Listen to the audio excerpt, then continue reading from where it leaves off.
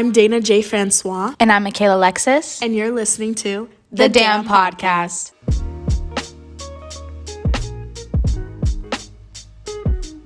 Look at us. Hey, look at us. Who would have thought? Not me. Well, there's a first time for everything. Hey, speaking of first times, welcome to our first ever podcast. I can't believe we finally did it. This is fucking crazy. Mm-hmm. Dana and I have been talking about doing this for a really long time now. And since we live together, we thought, why the hell not? So here we are, 2022. Can you fucking believe that already? 2022. If you know me at all, you know I'm not the biggest believer in New Year, New Me. But I am. Although I never quite follow up with those New Year's resolutions. Does anyone? That's why I think it's bullshit. New year, same exact you. But that doesn't mean that you can't strive to become the best version of yourself in the new year. See, the reason I think people fall through with their New Year's resolutions is because they have really high expectations and so many different goals they want to achieve before the new year. You're oftentimes setting yourself up for disappointment. Yeah, in a way. I'm not saying you can't hold yourself to higher expectations, but sometimes it becomes overwhelming and you don't set realistic goals. So this year, I'm keeping my quote-unquote New Year's resolutions much simpler. I want to make time to do things that I enjoy, like read more, write more, and spend time with those that I care about. And as for me, I'm taking it day by day. If you know me, or you will quickly come to realize by listening to us, I'm kind of all over the place, and I blame that on my ADHD. So setting goals for the future so far in advance gives me anxiety. So I like to take it day by day, set goals in the morning or set goals the night before, and not overwhelming myself like I had the tendency to do in the past, aka a month ago. That's my New Year's resolution, to be easier on myself and embracing who I am. Exactly, Michaela. I couldn't have said it better myself. The premiere of our podcast really couldn't have come at a better time. We're just two women in our early 20s just trying to figure shit out. So come along for the ride. #adulting. A lot of new beginnings, experiences, and firsts for us. New year. New apartment. New city. New job. So many new things. Newly single. Ayo! Hey, isn't this kind of the first time we've been single at the same time? Actually, yeah, for a while. And it's honestly kind of crazy. Any new relationships for you, Dana? Fuck no. Honestly, no one's good enough for me. Okay, this is so fucking true. It's not even funny. I'm telling you guys, Dana will find anything, and I literally mean anything weird about whoever she's talking to at the moment and be like, no, red flag, too weird, and then ends it. Okay. In my defense, most of them are valid. Keyword, most. Okay. The stand-up comedian, the conservation science girl, boysenberry boy, the ASU softball player, the photogenic catfish, the stalker, that's cheese girl. Oh, and I have one. My favorite, the Canadian. Okay. So I guess you make a valid point. A little bit. So I'm a little picky, I'll admit it, but all for good reason. But I'm getting ahead of myself. So keep listening and you will hear all of these juicy stories sooner or later. But one step at a time. Starting with the first. First, this episode is all about firsts. So during this time, both Dana and I lost people that were really close to us. I lost my grandmother and Dana lost her mother. And it was around the same time we lost our virginity. We were both very, very vulnerable. And it's funny because I thought, we're going through it. Yeah. So why don't we give ourselves to men who don't give a fuck about us? Let's just let them take advantage of us, basically. Basically, we have nothing left except this one piece of us, but let's give that away too. Exactly. That's exactly what we were thinking, for sure. So this podcast is all about firsts. And what better way to kick off the premiere of our podcast than with our first times? If you don't know what first time means, we're talking about sex. And if you feel like you shouldn't be listening to this, maybe you shouldn't. I'm talking to you, family members. So let's get into it.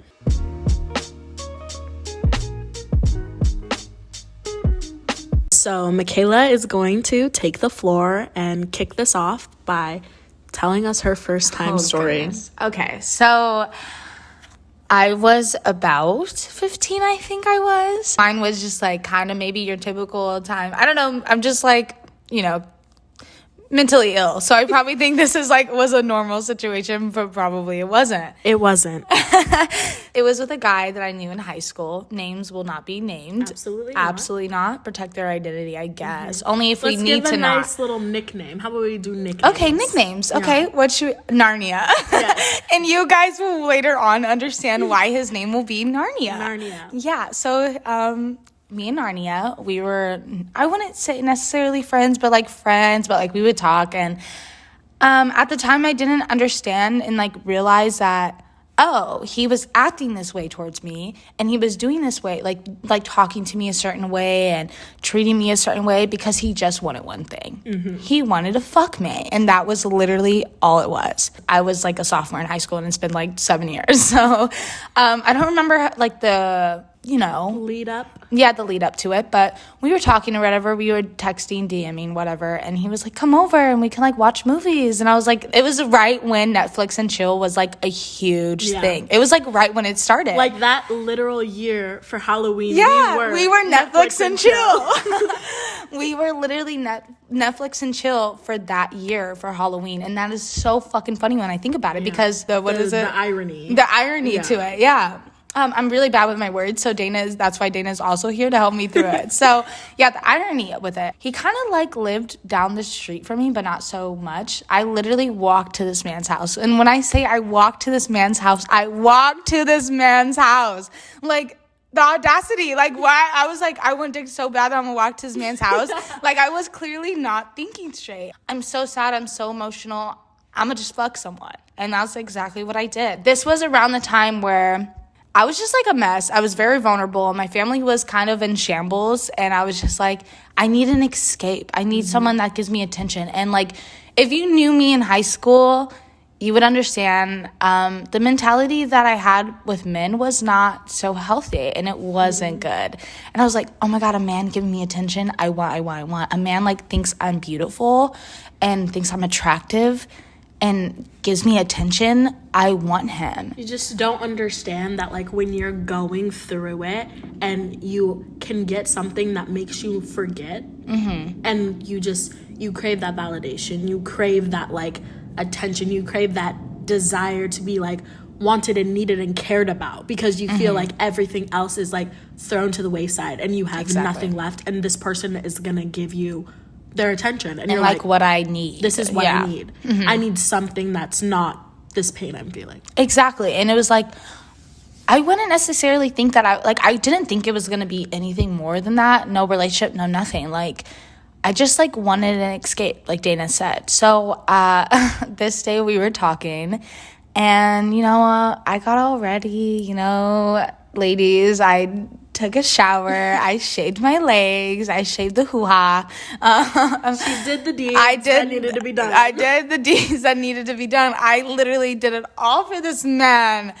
And I was just why the fuck did I, And I walked to his fucking house. He lets me in, we go to his room, we sit down and watch. It's a movie with Adam Sandler in it. We watched 2 movies this day. It was Daddy something. It was Big Daddy? Big Daddy, yeah. And it was yes, it's so good. I love that movie. It's with that girl I was literally just telling you about, The Bachelor. We were just talking about Joey, it. Whatever. Yes, we were just talking about it last night. So funny. And we watched that movie or whatnot. We were just cuddling, and this was the first guy I've ever cuddled and did anything like that with. So it was just fucking 15, almost 16 years old. Yeah, it was so new. It was just, if you do that, it's okay. But she meant no, I just mean she doesn't do that. Yeah, we never did any of that. Yeah, we were just I was always the friend that guys would go to and be I like your friend, if that makes sense. And they were oh, your friend's really cute. I'm cool. What do you want me to do about that? I was that friend through middle school until high school, sophomore year. And when guys gave me attention, I loved it. But I also was are you giving me attention because you like me? Or is it because you're just a nice person? So I just couldn't tell the difference. I wanted to hang out with him. So I'm there hanging out with him, we're hanging out, kissing, doing our thing. I don't know, just like the basics of Netflix and chill. And we watched through a whole movie of, I think, the Daddy movie. Big Daddy. Ironic. And we watched Big Daddy, and then we turn on... Here it is. And we turn on Narnia. And I lost my virginity with Narnia playing in the background. For those of you who understand, she found out what was in the wardrobe. Yes, I did. And I remember telling Dana this story, and I was like, he went inside my Narnia. And she was like, what the fuck? I know, the way I was like, please don't ever say that to me again. I love this movie. Do not ruin it for me. And the way I have not watched Narnia since. I'm going to literally force her to watch it. No, now. literally, please help me with my trauma. I kind of like blocked it out of my memory. I don't really remember the sex part of it. I just remember the making out and him doing what he was doing, and we did what we did. Yeah, and I can't believe I lost my virginity to Narnia. And, he finishes. I clearly didn't, but I didn't but even she know also that didn't even know what that meant. I didn't even Yeah. know like if I finished or not. I was just kind of there.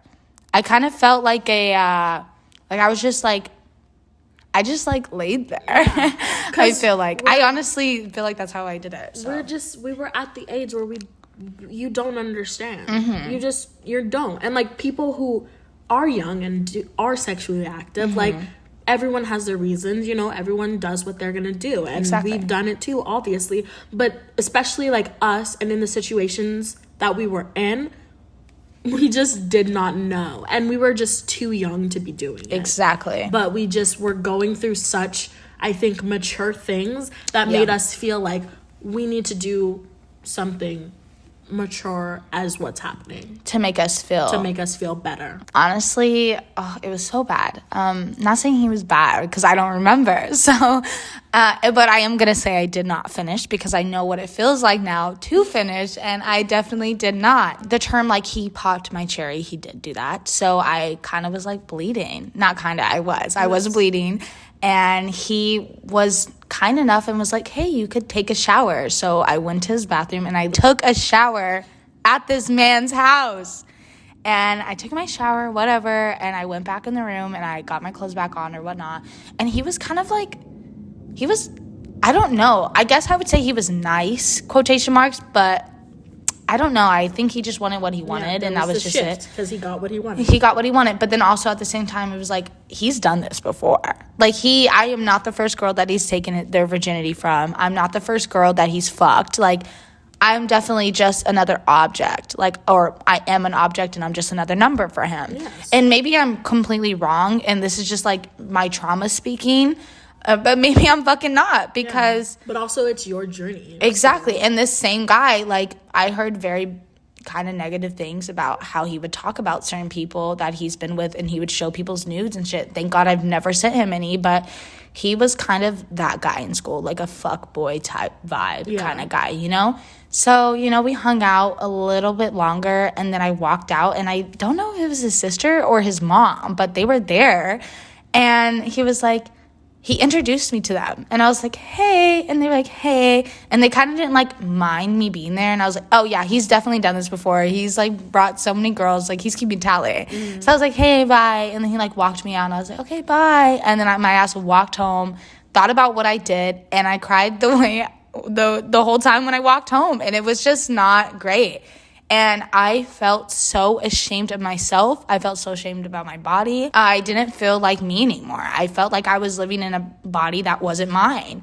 And I went home, was with my family, whatnot, and I just was not there. I was on autopilot for a while. And that night I went outside and I bawled my eyes out for hours, and that was what it was for a couple weeks. And he reached out to me a couple times. I wouldn't say a couple times. He reached out to me probably once and was like, hey, he got a new box of condoms, I think it was, and he was like, if you want to continue. And I never answered this man. The audacity of that man. Jesus Christ. I'm pretty positive that's what it was, but he DM'd me again and was wanting to continue, and I was like, absolutely not. And I Like, I just never talked to him again. I walked around school like I didn't know this man. Like, the way that I was, like, so traumatized that I didn't even want to look his way, I just ignored him. And thank God summer came, like, a few weeks after or so, because I didn't have to see that man for a couple months. So that was my first time. And it was very... I wish it would never happened. I wish it was with someone that I actually cared for and I actually loved, or at least probably cared for, you know? Because, like, yeah, exactly. Like, big time, like, first times don't have to be this big, crazy thing. If you want it to be, yeah, it could, but mine wasn't. And it was just with someone that I don't even remember much of or know much of anymore. It was a one-time thing. And I never talked to the guy again. I'm not going to say I regret it now because I've healed from it and I've moved past it. But before I did regret it and I was emotional about it. But if you're going to fuck someone, kind of like them or know the person you're fucking. And just don't give yourself up to someone that doesn't really give a fuck about you. Mm-hmm. So that's my take on my first time. And it just kind of went down a rabbit hole after that. And later on, you guys, Dana's looking at me like, yeah, girl, it was bad. Like, the way I was just so bad. And later on, you guys will find that out. But now, let's hand over the microphone to Dana so she can tell you about her first time.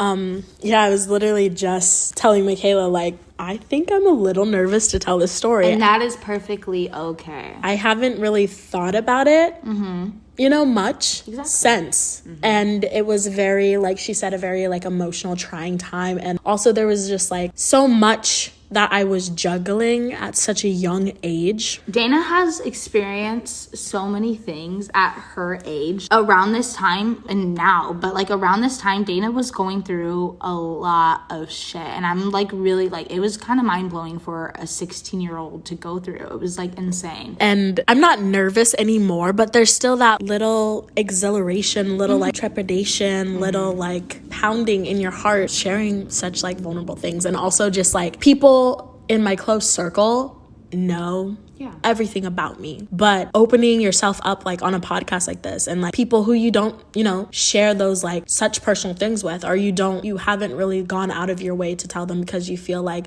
you don't have to. Exactly.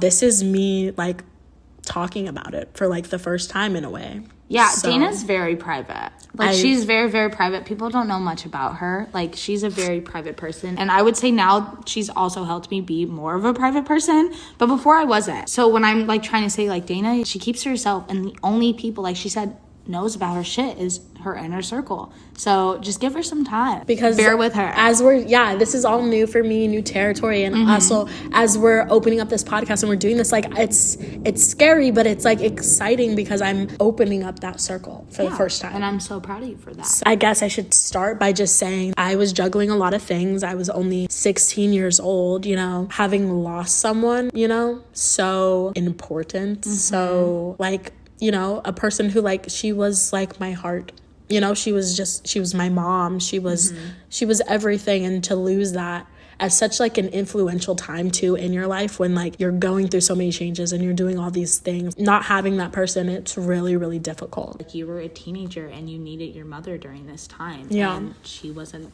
there anymore. She wasn't there anymore, and I just felt like I was juggling such like grown-up things for someone so young that I felt like I'm too good for high school. I'm too mature for high school. Like these people don't understand what I'm going through. And I agree with that. I think you were very mature for your age, like very, very mature. But also, she had to be. There was that part of me that was like, well, I wish that I could have just like been a kid. I wish that I could have just like cried over like a boy. You know, I wish I could have just thought about going to dances and not have to deal with fucking grief or adultery or all of these things, And so going off of that, this brings me to my first time with, I guess, Boysenberry Boy. Dana has this thing where she has nicknames for everybody, and now we have nicknames for literally every single person we've ever been with. It's our thing. It's our thing. So if we refer to people with nicknames, then you understand why. Yeah, and if you know, then you know, and if you don't need to know. Yeah, and if you know, don't say shit. So, going along the lines of me feeling like I was trapped in high school, but I wasn't a high schooler, It felt trapped being in a place that you, like, didn't belong. And so I wanted to escape. I felt like everything started to happen as soon as I entered high school. And I was like, well, high school's the problem. I don't need it.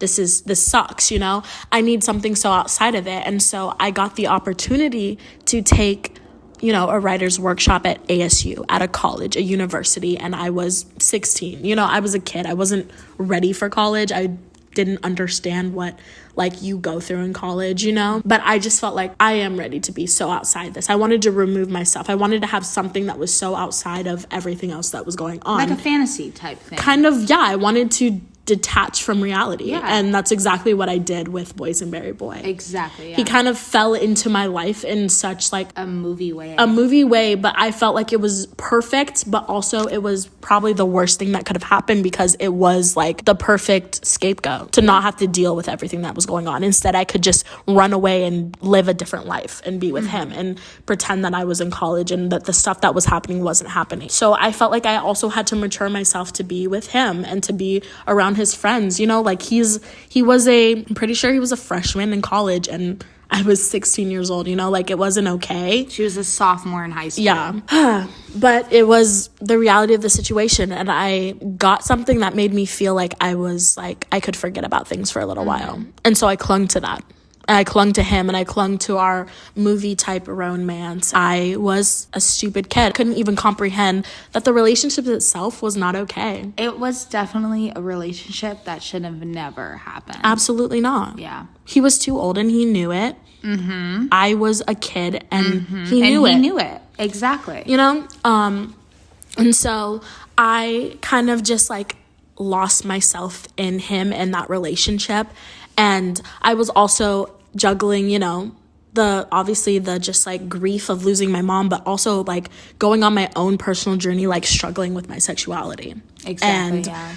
I had been questioning it for so long, but I just shoved those feelings down for so long. And so when I met him, I was like, yes, finally. She just continued to be like, I'm an ally. That was like, me. I'm an ally. Good for them. I'm an ally. I'm happy for them. I'm happy for them, but like good for like, you. Like straight ally. Straight. Yeah. So when I met this perfect movie type guy, I was like, this is the moment. This is, you know, I'm not gay. And you were I'm also not different. going to church during this time. I was very and your church was, let's be honest, against. I grew up in that in that environment, and you know, even before like I had like everything happened with like my parents and their divorce, like even before, you know, I grew up being like a worship pastor's daughter. Exactly. You would go to church camp. Yeah, you would do all of I that. did everything. You know, I was like adopted. I was a black child in a white family and had this church community kind of engulf me as like this like token black person. 100%. You know? You were a token black child. So it was very like a lot just from the beginning, honestly. But yeah, so I was just dealing with so many like, you know, dealing with religion and with my sexuality and with grief and all of that. And so I just thought, this is perfect. I don't have to deal with it when I'm with him. And I was like, I'm so straight. This is perfect. I don't need anything else. And to convince myself, I felt like I had to prove myself. And so I had to give him my virginity. And correct me if I'm wrong, but I also feel like you wanted to finally feel like a high school experience. Like everybody, like I told you about my time.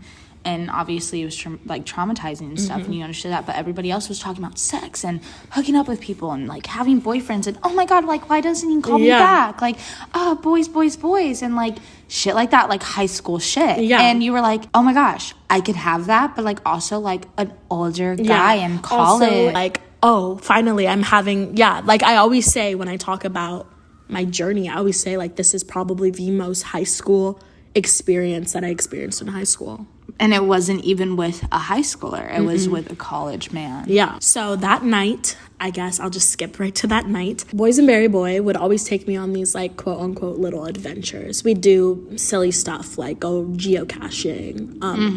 And so it was just one of the nights doing one of those like little things. And so basically I just was like, I'm just ready to do it. There was still those thoughts that I was like, I'm with like who could be potentially the perfect person, but I still have these questioning thoughts about what if. You know, I keep looking at certain people and I'm like, oh, well, what if I could have been like them? Yeah. And so she's meaning by like coming out, be like them as like being with girls. But also I was scared to do that because I was like, well, what if I'm wrong? Yeah. You know? Yeah. Or what if this, what if that? So I was just like, I'm just ready to just like make a decision. I was ready to take charge because I felt like I had no control. So I had sex with this guy that in reality, in the grand scheme of things, I only knew him for a few weeks. But I was convinced he was my soulmate. And I was like, this is what you do when you find the person that you're supposed to be with. And I thought that we could just have this grand, you know, novel-esque romance, but the reality of our first time was nothing like it. It was in his fucking car, you know? Yeah. It was in the backseat of a shitty car. And it was awkward and it was uncomfortable and it was quickly like, I knew it was a bad idea before we even did it. And like, I knew like in the midst of it all, I was just like, this is not right. That made me panic because I was like, why isn't it right? Like, he's my soulmate. Why isn't it right? Oh, I am gay. I'm such a lesbian, you know? But like, I didn't know. And like, but I was convinced like, oh no, this isn't right. Cause it should feel better than this. Like, it should feel like finally things make sense. So as uncomfortable as the situation was, I had to make it even more uncomfortable. And I started to cry. It's okay. Literally right there with this man, I was crying. And I think it was built up. No, emotions. it was finally I think the first time that I like fully like was like, Realization. I'm gonna let myself cry about everything. Mm-hmm. Yeah. And Dana would kind of ignore her emotions and she would kind of let them build up and she just didn't want to feel them. No, I didn't want to feel them. I wanted to detach from reality, detach from those feelings, those emotions, and I would just keep shoving them down. I'm fine. Yeah, I don't need to cry. I'm okay. Yeah. What do I need to cry about? There's nothing to cry about. I'm okay. Yeah. And so crying with this man is obviously a mood killer. I don't even let him. But also, you were 16 years old and this man was literally a college student. Yeah. It is literally okay Yeah. that you felt this way. But it was just one of those situations where he was like, are you okay? Like, does it hurt? Like, should I stop?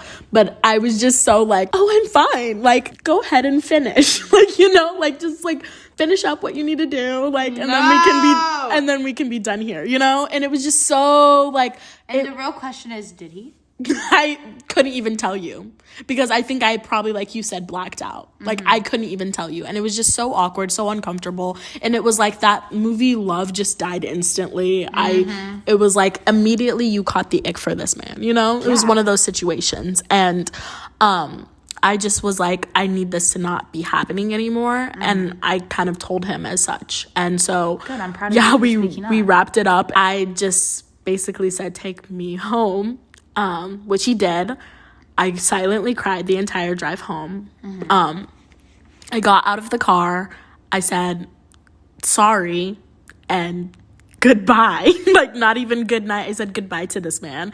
Got out of the car, went inside, and I think I cried for that entire weekend. Yeah. And I cried about so many things. I cried about, you know, loss and, you know, questioning who I was. And honestly, I was questioning, like, if life, like, was worth living. Like, so many things. I think Boysenberry Boy was part of that destructive kind of downward spiral that I went on. And so at this point, I just was so lost and defeated and just, like, fully, like, ready to just accept my utter, like, sadness, I think.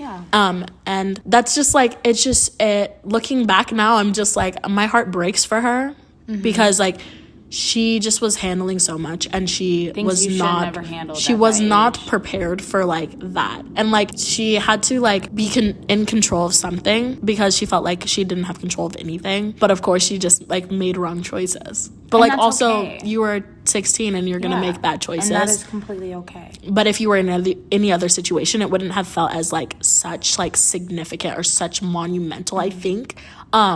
But it, like I say, it is all a part of my journey. Yeah. So. And you grew so much from it. Yeah. For sure. And those situations and like my first time, that led me to discovering like who I really am and like what, you know, that means for me. And, you know, although like it was a long journey, but like I got there eventually, you know? Yeah. And I think like looking back, obviously you're never going to say like, oh yeah, like, I regret that, or I'm glad that happened because I'm who I am because of it. But like, because I don't think I'll ever say I'm glad I went through what happened to me Like, a lot of Absolutely people will be like, you're so brave, you're so, like, you would, yeah, you Which you go are, through what you but- go, like, grow through what you go Yeah. through, all of this and that, you know?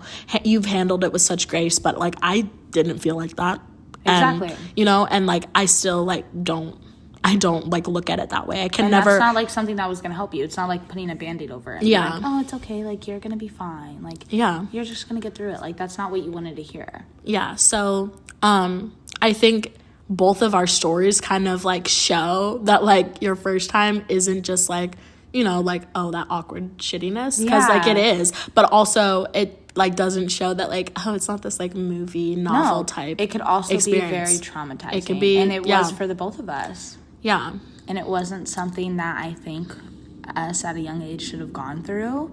And I don't think we were both mentally prepared for that. We were not. No, not even a little we bit. were not. But I think as where we are, like the women that we are today, we could acknowledge that and we Yeah. could see that and we can note that that was wrong. Yeah, And I think that shows our growth. yeah, exactly. Yeah. That shows a growth. And like it also shows like how much you matured from it and how much you learned from it to know that like that man doing that and that man taking advantage of a kid Yeah. is not okay. I'm not going to sit there and be like, oh, you should be proud of yourself. Like, give yourself a pat on the back. Like, shit like that. Because that's not what you want to hear. But, like, I think I could say that you kind of should be proud of yourself. And you should realize your growth and, like, how strong you are to go through, especially what you went through at such a young age. And then doing what you did is, like, incredible. Like, not incredible that you did those things, but it's incredible for who, like, the woman that you are today. And I see it every day. And it's a big thing to give yourself to someone. And I think we should recognize our first time is kind of vulnerable. Not kind of, it is, yeah. And you should not give yourself up to a man or a woman when you're not ready for it. And that is okay not to be ready. Do not feel pressured. Do not feel forced.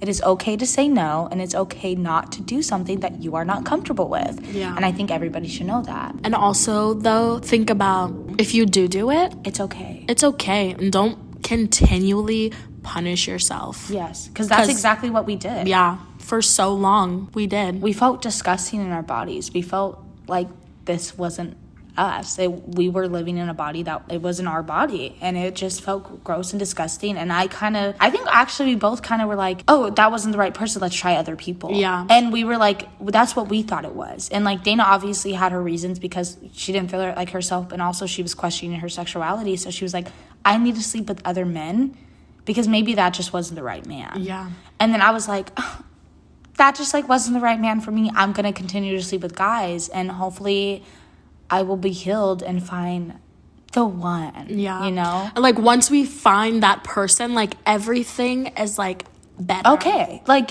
we will be okay. Our trauma from our family and our trauma from death and our trauma from everything out, Our childhood, like, yeah. everything. Like, it just kind of it's magically gone. goes away. Because this guy healed us. Yeah. And this guy put, like, not a Band-Aid. He filled the hole, the void that we were filling. Yeah. But that's not what it was. We kept putting Band-Aids on our wounds. And we're like, this is fine. Not even, like, Scotch tape. We were putting Scotch tape on our wounds, and they kept falling off. Yeah. And we're like, we're okay. We're okay. We're okay. And it just continually, like, gradually got worse for Yeah. us. And it just, like, wasn't a good time for us. It was not a good No. time for us. And I think you guys will quickly come to realize as we tell our stories, I think you're going to see a pattern when we're going, like, during this time when we're going through it, and how I think we had the tendency, no, not I think, we did. We did have the tendency to fully lose ourselves in relationships or in situationships 100%. because, like, it was better to do that than to deal with Ourselves. our shit. And our inner emotions. Like, Yeah. we did not want to. We wanted to escape them, and we wanted to make other people love us because the truth is we didn't really love ourselves. Yeah, we didn't. No, not at all. And so we were like, well, if someone else can love us, maybe we can learn to love ourselves. And Yeah, or if someone else loves us, then that's just enough. that's enough for us. We don't need anything else. We Yeah. just need a person. And That's not right. And also, both of us, I think, too, like, we didn't have the best, like, representation of love growing up. We definitely 100% didn't. And I think we put ourselves... attributed to 100%. And, like, we definitely grew up around really either toxic... No, they were toxic. Yeah. Relationships, and we thought that was normal, and we thought that was love, and we thought, like, that's the best you're gonna get. Yeah, exactly. And, like, we saw people that we loved get treated by men in a way that they should have never gotten treated. So we were like, oh, that's just, like, a normal thing. Like, that's just how life is, and we just need to accept it. And, like, hopefully we find, like, a decent guy or woman, and we're gonna feel great. Like, no, that's not what it is. That's not it at all, sweetie. Definitely not. And we 100% found that out later on in life. It took us some time. It took us a lot, and we're still learning. We're still learning. And yeah, I just think you're going to hear a lot about our journey with our relationships. Like, I've been in a crazy toxic ass terrible relationship, and Dana has been in places and relationships where she had to figure out who she was as a person, and like how to navigate through questioning your sexuality, but navigate having feelings for someone but not having them all consuming. And that was a constant reoccurrence in my life. Because I think I just like I always felt everything. It felt like everything I would feel would happen all at once. So it was always such a constant, intense, like, emotion. It felt like I was, constantly submerged, fully submerged, like drowning. But honestly, in the worst way. Like, you were drowning. You couldn't breathe. And so I attributed that to just, like, feelings and emotions. Like, I felt like you need to feel like you're being, like, you're drowning in, like, these emotions. Or it's not right. Or it's not okay. Because that's just how... That's just how love is, and that's how how life felt. One thing after another. Because that's exactly how we kind of grew up. Yeah. And that's kind of how our example was with life, like in love. Like, there always has, and like especially when you're a teenager, you just kept getting these like hit after hit after hit after hit, and you were like, oh, this is how life is going to be always. So when it wasn't like that, and when it was calm, it gave us anxiety. So much anxiety because we're like, this isn't real. And we would just like we would hold our breath waiting for the shoe to drop. And we would make the shoe drop. Yeah, because if like something didn't happen, then it was like, oh, caused it ourselves. Well, it's better if we do it. So it's just over because we have control this way. Exactly. And we definitely didn't. No. It was the worst possible way, if that makes any sense at all. But yeah, that's the gist of our first time. Yeah, I think we kind of just covered the bases of what that like really means. And we hope that in some way like our stories resonate with you, or like you kind of, oh, I understand, or oh,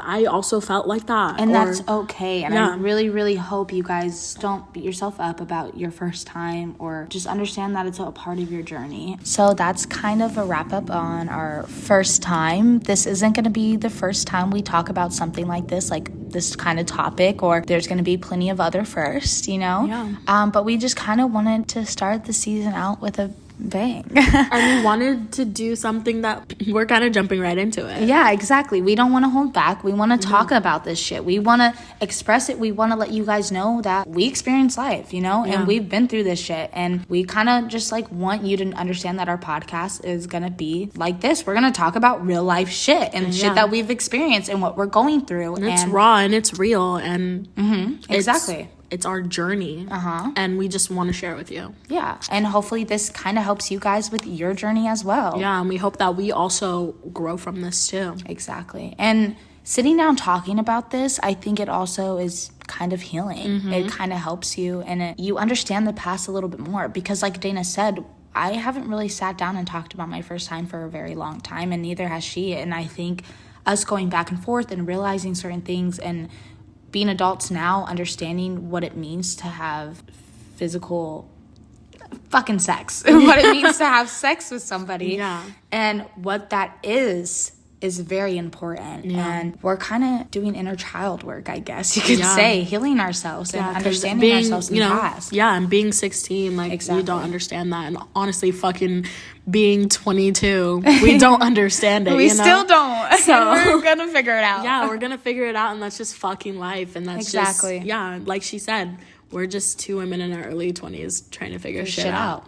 And that's exactly like what we're doing. Like, we're attempting. We're probably not like excelling that great, but we're trying. We're doing it. I'm really excited for this. And we're going to talk about plenty of other shit. We're going to talk about things that are like lighthearted too, and things that are just fucking funny. Fun and funny. And this podcast is literally going to be about anything and everything. And I can't express that enough. And usually you'll understand that when you read the title of it or, you know, the description. So, and we're going to like, we want you guys to like feel like we said, we are just your two besties. We're your besties, and you're gonna meet our friends, and you're gonna meet our family, and you're gonna kind of just like figure this shit out with us. In our lives in a way too. And you're gonna figure out, like she said, our lives with us, and we're gonna take this journey, and hopefully you come along for the ride and you enjoy every bit of it, because we're excited and we hope you are.